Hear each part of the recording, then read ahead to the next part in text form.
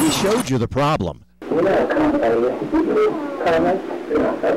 Target 13 Investigates was offered sex for money at 4 different Asian massage parlors. We're unfortunately beyond the days where we had the resources to be proactive with that and kind of do what you did, but as police officers, and then catch them in the act. We don't necessarily have the ability because of resources to do that anymore. Sergeant Steve Noblet's the spokesman for Metro Vice, which he says has its hands full with other crimes. Hi, come on in. How are you?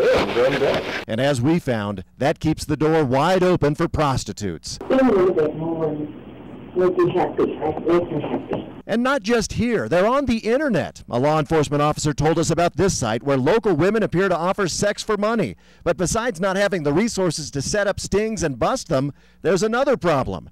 Prostitutes usually only get a $50 fine. I think somebody said in your last report it's less than a speeding ticket. That's crazy. I think that's inappropriate. I think they should be fined heftier. Should be at least thousands of dollars. I think they should shut them down completely.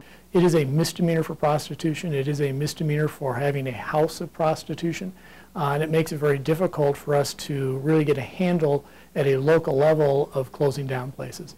4th Judicial District Attorney Dan Mays says the state's prostitution law is not helping. If we could see increased penalties, it would be easier for us to go in and shut them down at a local basis. In our research, we found Colorado's $50 minimum fine is one of the weakest in the country for prostitutes. However, pimping is a felony. But you have to get the evidence of pimping. And again, if it's a closed organization, a lot of times the person's willing to take the charge of prostitution, won't tell you who they're sharing the money with, so we can get on to the pimping charge, and all we get is a $50 fine, which it makes it hard to control. So for now, the only time authorities will try to stop prostitution is when people file complaints about it.